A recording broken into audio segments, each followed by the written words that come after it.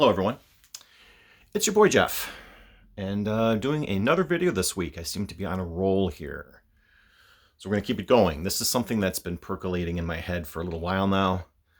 I've really been enjoying, just as a prelude to what I'm going to do here, let me just explain. I've really been enjoying theme year videos that some people in the VC have been putting out, like Mazzy's Confessions of a Vinyl Junkie series, doing, specific years in his life and relating it to the records. And Hannah has started doing theme years. Also, very enjoyable, showing, a wide range of music that came out in whatever year she's featuring. And it just it helps to put things in context sometimes, because, when people hear, such well-loved albums and songs that have been around for 20, 30, 40 years or longer, it's easy to forget kind of the time when they were released. And I lived through, of course, 1984. That's the year that I'm going to talk about in this video. 1984, I was graduating 8th grade and starting high school. So it was a transitional year. And it was one of those good years that in my life, had lots of friends, achieved a goal, by graduating 8th grade, starting another long, journey through high school, and which would take me through most of the rest of the 80s. And it was just a good stepping stone year for my life. And in 84, I had MTV, watched it so much. It was unbelievable. And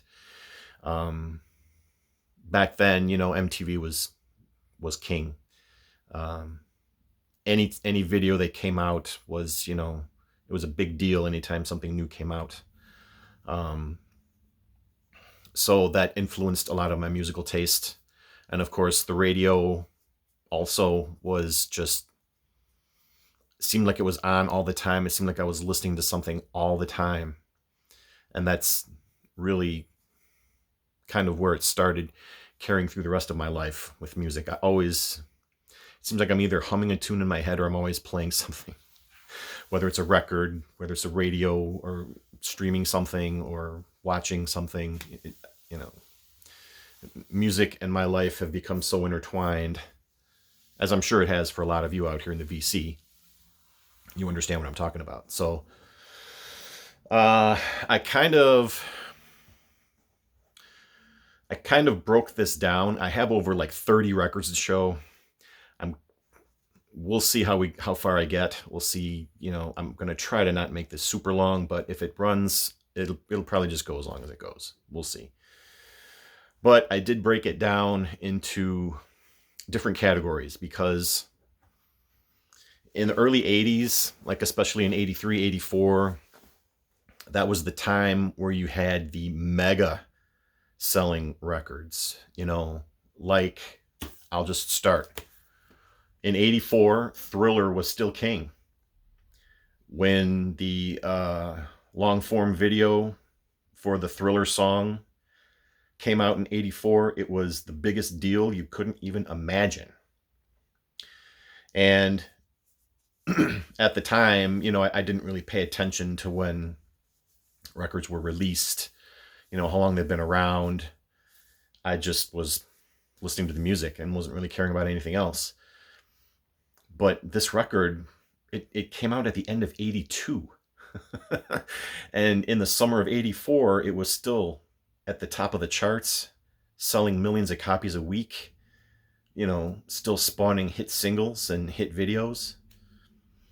And say what you will about Michael Jackson, say what you will about, his personal life and how things turned out for him later, but I I don't think you can take away the power of this album and what it did to,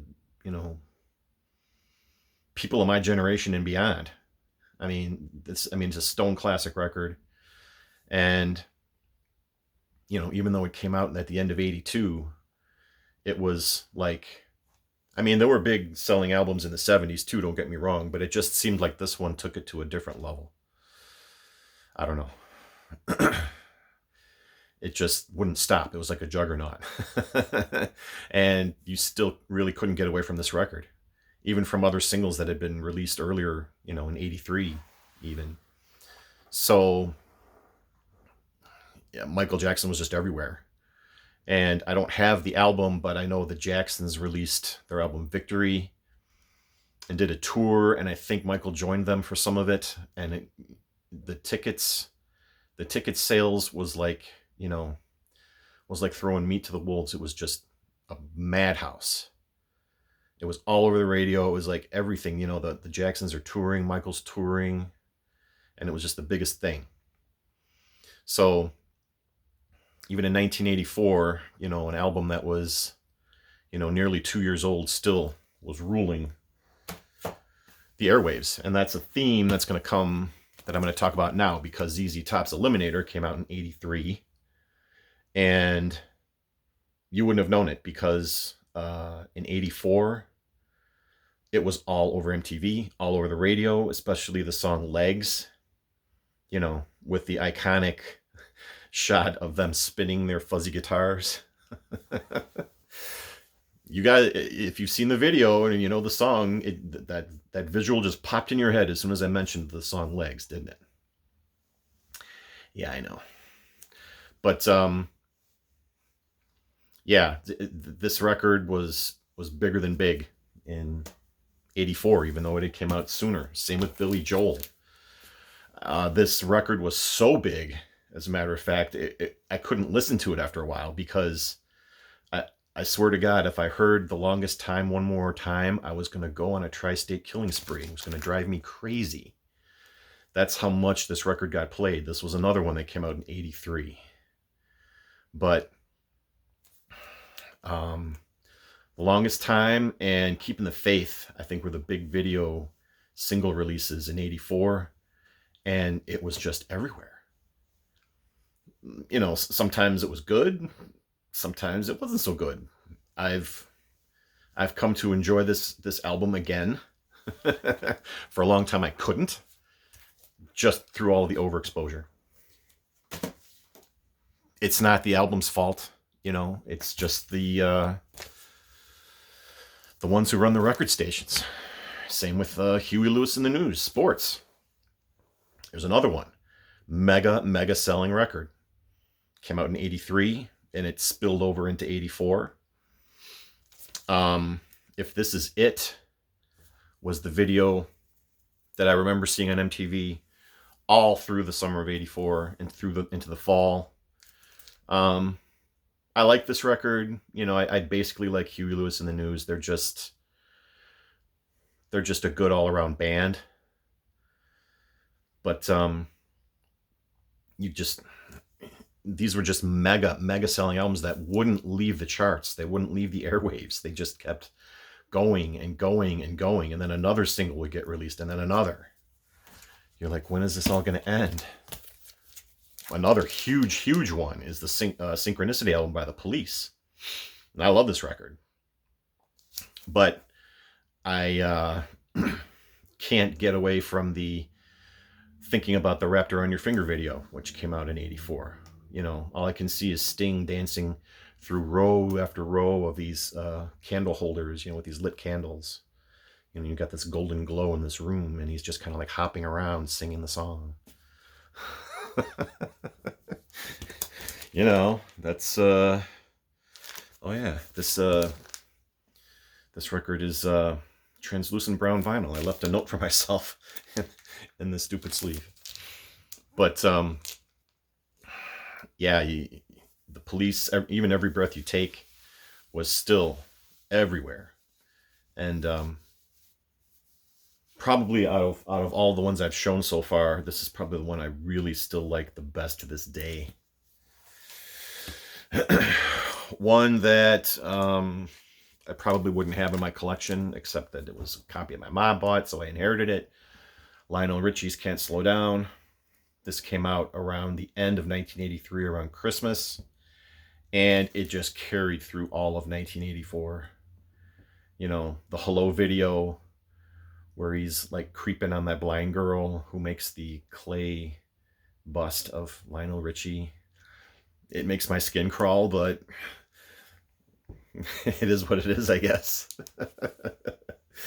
This isn't a bad record, though. I mean, Lionel Richie obviously knew how to write a great pop song. So, and Eurythmics actually put out 2 records in 1983. I picked this one just because I like the cover better, but this has great songs on it too. This has Here Comes the Rain Again, Right by Your Side, Who's That Girl, this is their album Touch. They also put out Sweet Dreams Are Made of This in 83 also, and those iconic videos also carried through 1984. But I almost never see the Eurythmics in any VC video, so I just had to pull it and show it because I like Eurythmics. There's nothing wrong with Eurythmics. Oh boy, we've got a long way to go here. Now, we're getting into albums that actually were released in 1984 and were huge well beyond the year, starting with The Boss. This album came out in June of 84. I'll never forget it. Dancing in the Dark was the lead single that was released ahead of this album. And again, say what you will about the production, say what you will about liking or not liking Bruce Springsteen and his music, but you cannot deny the power of this record. I mean, the title track, it's just an anthem, but it's a depressing anthem. Even though the Republicans tried to, use it for their political campaigns. But yeah, if you listen to the words beneath all of the fist pumping anthemic music, it's really depressing. I like this record. I never really got tired of it. I admit that it does sound kind of dated compared to his other records, that came before. The heavy on the synthesizer and the metronomic drums is really what dates it. Because I swear the drums sound alike on almost every song on this record. But that was Bruce's thing, I guess. And this record went well beyond 84 through like 85, almost into 86. This didn't quit selling, till probably the live album. The live set came out in 86.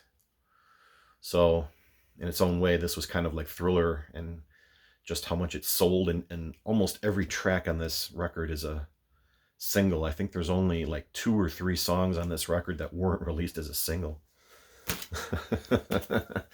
And if you're talking 1984, of course you're talking about Van Halen with their album 1984. You have to flip the album cover to show it upright here on the back. Of course, in the summer of 84, the Chicago Cubs were making some noise in the playoffs, for the first time in like 40 years. So everyone in Chicago was going nuts, and Jump was #1 single for Van Halen. That kind of became the theme song for the Cubs. Every time you turned on a Cubs game, you would hear that synthesizer grunting in the beginning, and then you'd hear the riff. Yeah, I don't mind that song. I don't think Jump is necessarily one of their best, but it's a good song. There are much better songs on this record, in my opinion. I mean, Panama just jumps out of your speakers. Same with Hot for Teacher. I love the drumming on Hot for Teacher. An album cut called I'll Wait is a great, great track. There's just such great stuff. And this was kind of like where I got into Van Halen with this record.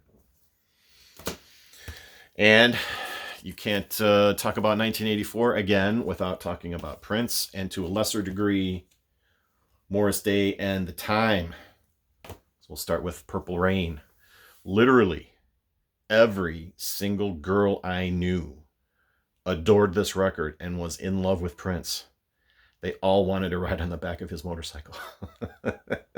So if you wanted to spend any kind of time with any girl that was around in my age group in 1984, you kind of had to at least pretend to like this record, which is what I did at first, because I'll be honest, I really wasn't a fan of Prince when I was, 13, 14 years old when this record came out. I think the reason, to me, the music was okay. It was a little too synthy, if that makes any sense. I was into more of the hard guitar. But on a song like Let's Go Crazy, where you have that amazing guitar solo at the end, I think if Prince would have showcased his guitar chops on a lot of these records, it probably would have grabbed me a lot sooner. Of course, nowadays, I love this record, just like everybody else. I picked this up at an estate sale not too long after he died, and I've got this in 1999 at the same time. And listened to it all the way through, and it really turned my head around on my opinion of this album and about Prince in general. Like I said, everyone said how great he was, but it didn't really click with me until way later. But in 84, this record, and of course the movie that went with it, was king among the ladies. And I'm no DJ. I'm certainly not, like my buddy Tim or even Braca P-Dub. Not a DJ, but I would bet my last dollar that if you put Jungle Love on, you would get everyone on the floor dancing. Same with The Bird. Those were the two singles released off this record. And this was also featured in the Purple Rain movie. Yeah, I defy anyone to not start dancing once you hear these songs. That's just my opinion, Call it for what you will. But this is a great record too. I actually liked these songs better than the Prince songs in the Purple Rain movie at first. Now I kind of like them both the same, but this is a great record. Ice Cream Castle by Morris Day and the Time. And the light seems to keep going in and out. I don't know why it's doing that. Sorry about that. Madonna put out Like a Virgin in 84. Just like Prince, just like Bruce, this record was a monster hit. I think, damn near half the songs on this record were singles for her. I didn't buy this record. This was a gift. My buddy Red at Redco Music gave this to me. And I was a little like, But of course, I spun it all the way through, listened to it, and it's actually not a bad record. Again, I didn't really get into Madonna just because personally I thought her voice was too squeaky and high. I didn't think she had the vocal chops to do all the singing she was doing. And the sexiness that she was throwing off with her image and all her videos just seemed too calculated to me.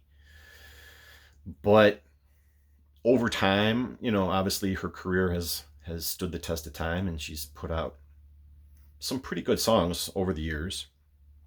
And you can't deny that she's still a force in the music industry, I think.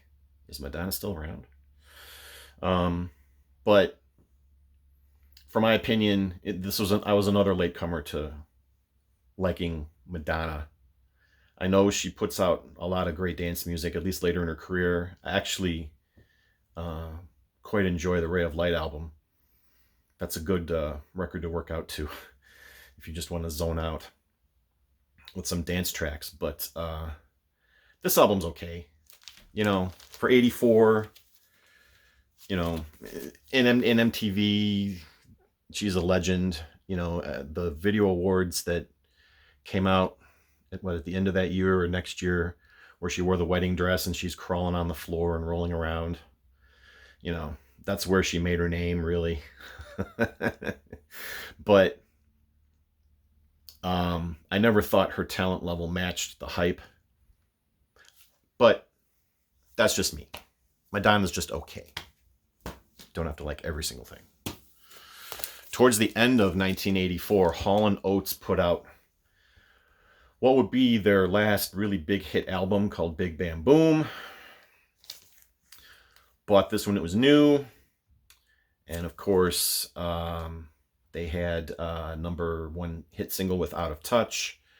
I think Method of Modern Love went top 5. It doesn't have the songs listed on here. But Hall & Oates had the absolute worst videos you could ever see on MTV. As much as I like these guys and their music, their videos sucked. Especially the ones that came from this record. And this one really is the most dated sounding out of all of their big hit albums. You know, they went all in with the big 80s production, the big drum sound, you know, the big synths. You know, at the time it sounded great. These days, I think it's good, but it's not as good as I think it could have been had they toned it down just a hair. But you know, it's a product of the time when it was released. You know, it's just a product of its time. So, but yeah, their videos were just total garbage. So if you listen to anything, don't watch the videos from this album. Just listen to the music, and you'll be singing, you know, METHODOFLOVE. See, like I'm doing right now, thinking of that song. After this one, Hall & Oates would release a live album in 85 when they did a tour with David Ruffin and Eddie Kendrick, who were members of the Temptations. And we didn't really hear from them for several years after that. They kind of took a break. And I don't think they ever really regained the massive hit-making sales that they enjoyed in the early part of the 80s. But as a pretty good time capsule of 1984, this fits the bill pretty well. Just do not watch their videos because they're really bad.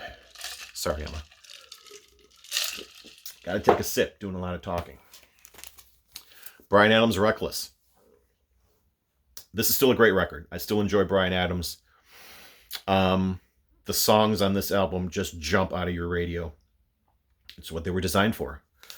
You know, songs like Run to You, fantastic track. Summer 69, I Need Somebody. His duet with Tina Turner called It's Only Love. Great riff, great big drum sound. You know, it's a big 80s album, but I still like it. And even though it was overexposed like a lot of the rest of these records I'm showing, I think this one, probably more than his other ones, have really stood the test of time. I mean, Heaven, that was the ballad on this song. Everybody slow danced to that song when it came on at these school dances. Yeah. But among the rough voiced singers in rock, I think Bryan Adams stands pretty tall. And this is primarily why. This is album Reckless. Another graduate of 1984, if you will. And speaking of Tina Turner, she had her major career comeback with her album Private Dancer. Had a #1 single with What's Love Got to Do With It. And also had hits with Better Be Good to Me. She covered Let's Stay Together by Al Green. And it was a different sound for Tina. No, she wasn't, you know, belting out R&B tunes with Ike like she was in the 60s and 70s. You know, she became more of an, you know, adult pop singer and went on to have a pretty successful career throughout the rest of the 80s. But this one really, he brought her back to the forefront of the charts and MTV and the general public, which is really where she belongs because Tina Turner is an icon. I love Tina Turner. Another band that had something of a comeback in 1984 were the Cars. This was their album Heartbeat City. This is from the original collection. I got this, I think, around Christmas of 84. You Might Think is a quirky song and a quirky video. If you like seeing Rick Ocasek's head on the body of a fly buzzing around. I guess, maybe. I don't know. Drive was a top 5 hit. Magic was another summer song that was just everywhere. So it's a little more electronic sounding than like their first, record or two, but the pop sensibilities really shone through. And I like the Cars. This is a pretty good record still. I think this one still holds up among their catalog of albums. Then Scorpions, Love at First Sting came out in 1984. Of course, I loved Rock You Like a Hurricane like everybody else. Didn't really know a whole lot else from this record, except for, of course, Big City Nights. That's on here too. My wife's a huge, huge fan of the Scorpions. And when she went with me on one of my record shopping expeditions, she put this record in my hand and said, "We're buying this one." I don't argue with her, especially when it comes to records. So, but listening to this all the way through is great. I love this record. I love the Scorpions. Another album that came out towards the end of 84 and really carried over into 85 was Agent Provocateur by Foreigner.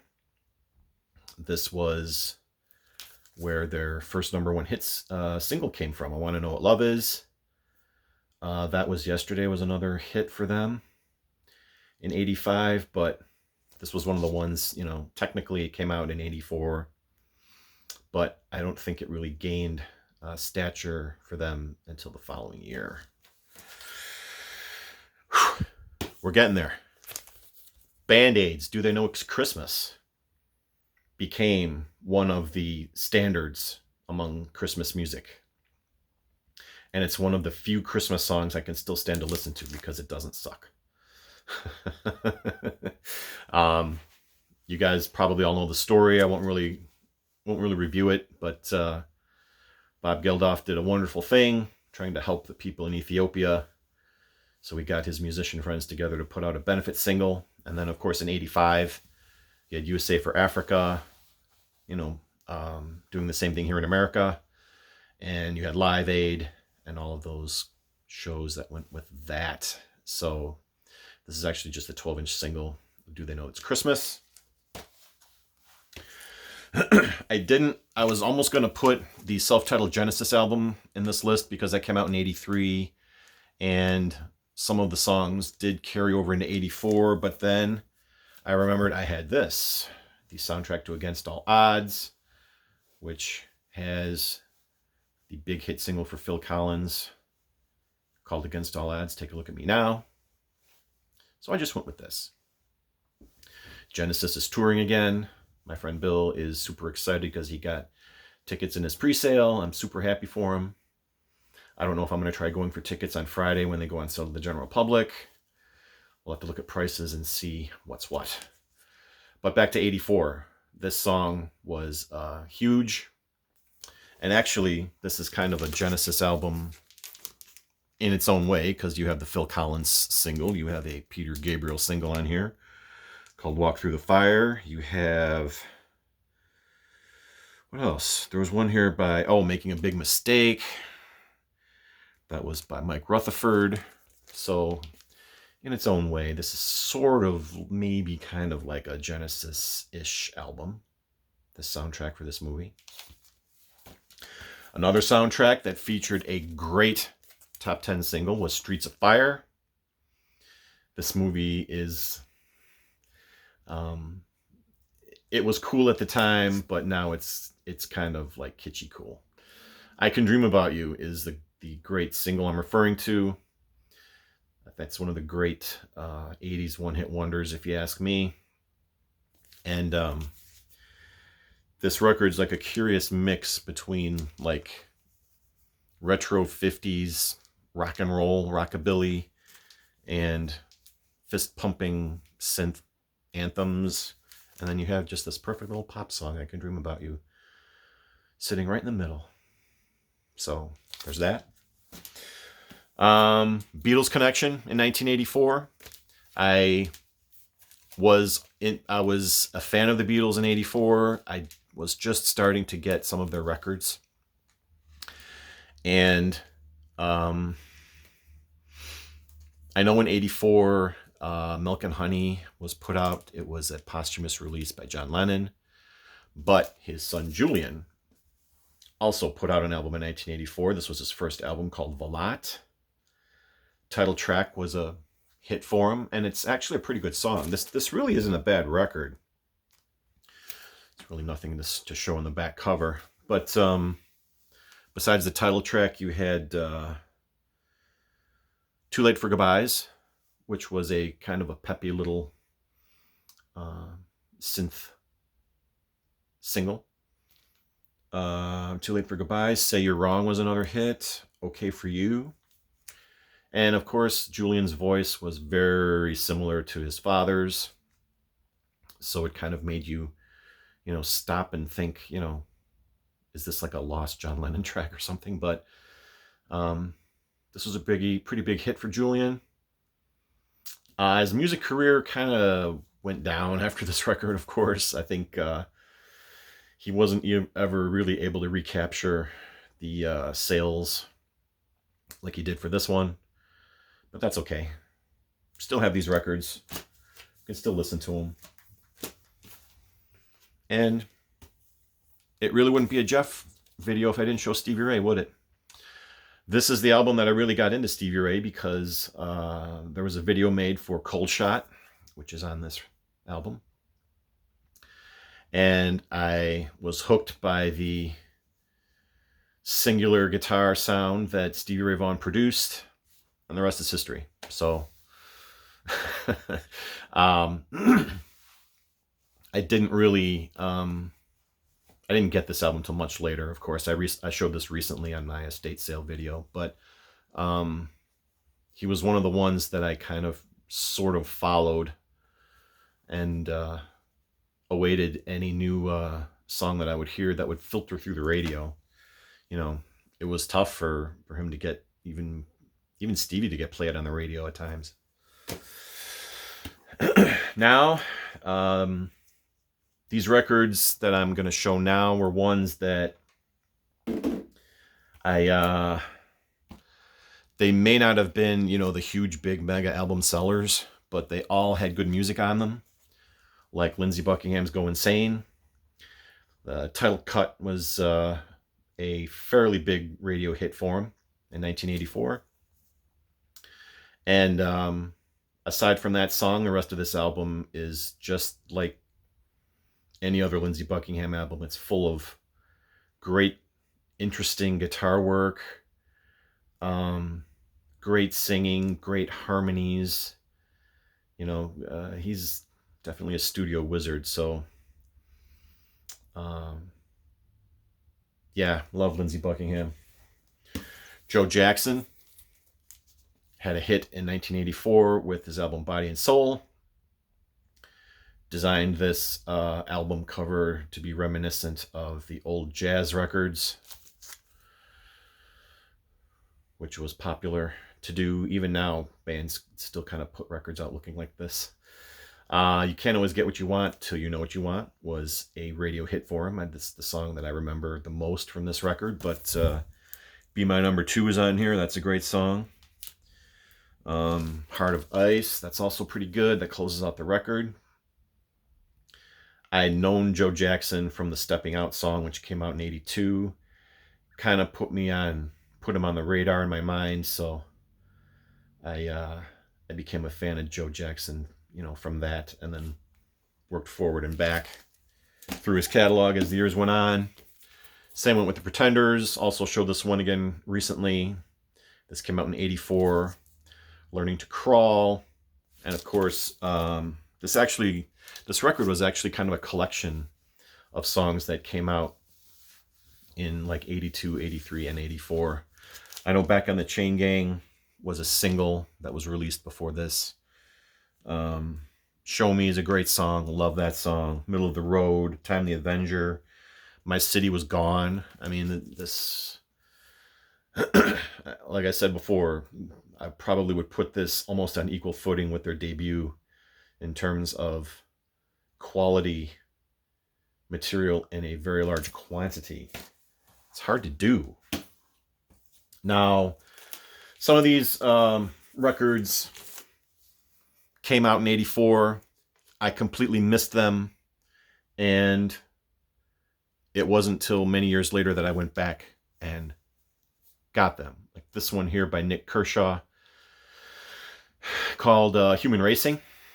The song Wouldn't It Be Good was a big, heavy rotation hit on XRT, which I didn't start listening to until later in the 80s into the 90s. But I liked that one so much that I decided to pull this album. I haven't listened to this record in years, though, so I can't really talk about it that much. But Wouldn't It Be Good is a fantastic song that still holds up to this day.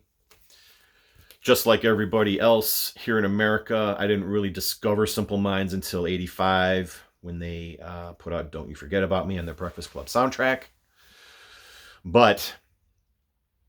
And then they put out another album in 85 called Once Upon a Time, which had a bunch of hit singles on it, which I think is a great record. So years later, I started working my way back through their catalog. This was their 1984 album, Sparkle in the Rain. Up on the Catwalk is a great big 80s track. I think Waterfront is probably the prototypical big 80s style sounding song. You know, you've got the big drums, you've got the big synth riffs, you've got the big vocals from Jim Kerr. It's just, like I said, a lot of these songs will just jump out of your speakers. They just want to entertain you so bad. It's like that earnestness, that sense of earnestness that Simple Minds had that was just irresistible. Now, in 1984, I wouldn't have known Paul Weller if he'd walked up to me and smacked me across the face. But it wasn't until many years later that I discovered The Jam, and that I, of course, adore. And after that band split, he formed the Style Council. And this was their album, My Ever-Changing Moods, that came out in 1984. Title track is a great song. And of course, You're the Best Thing is probably my favorite track on this whole album. That's his Come On Baby type of ballad. But I love it. And of course, I've become, in the years since, a big fan of Paul Weller. Whether he's in the Jam, the Style Council, or solo, the man's a freaking pop genius, if you ask me. All right, I got 3 more here, I think. Yes. Echo and the Bunnymen's Ocean Rain. That came out in 1984. Killing Moon was a song that was on the soundtrack to 13 Reasons Why. And if my kids like that song, then it really has filtered through a lot of consciousness to get to them. I've been a fan of Echo for a while now.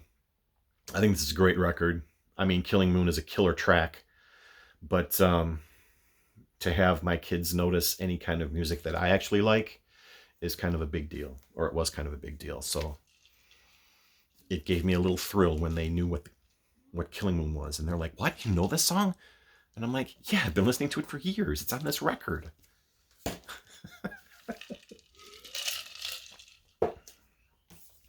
U2's Unforgettable Fire. Pride in the Name of Love was the 45 single that I had for years, and I played it to death. I don't think I even have that one anymore. But other than that, U2 didn't really make a dent in my consciousness until Joshua Tree, which came out in 87.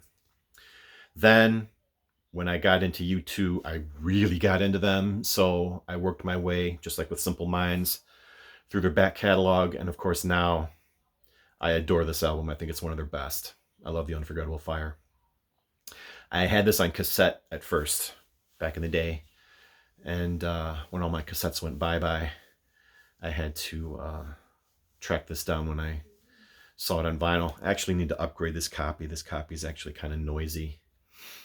But yeah, as far as the music goes, I think it's pretty stellar. It's very moody. It's very atmospheric.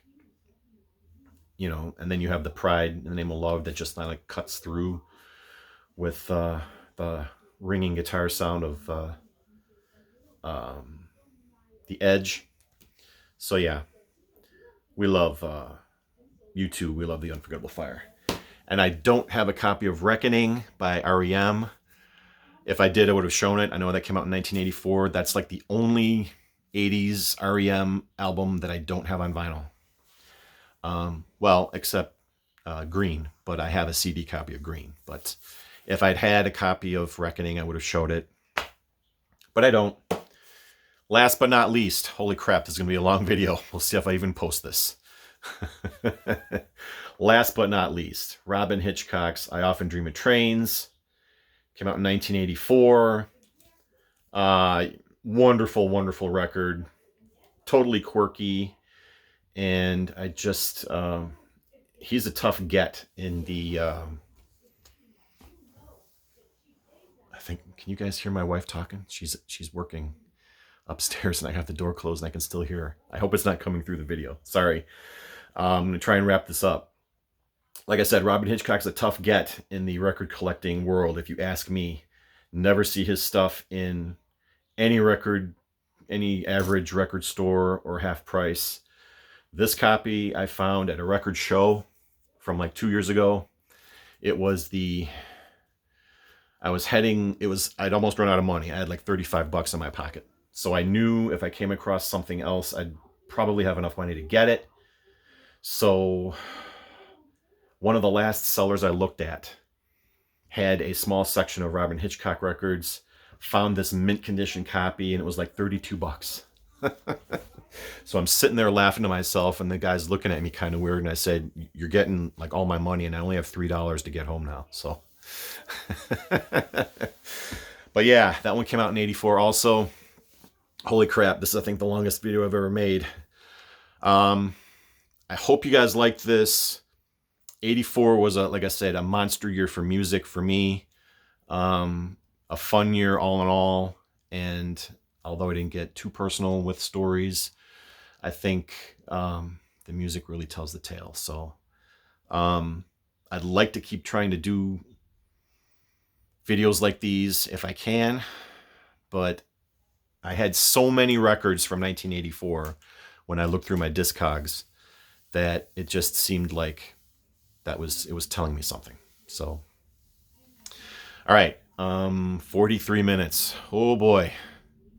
I love you guys. I will see you soon. Take care.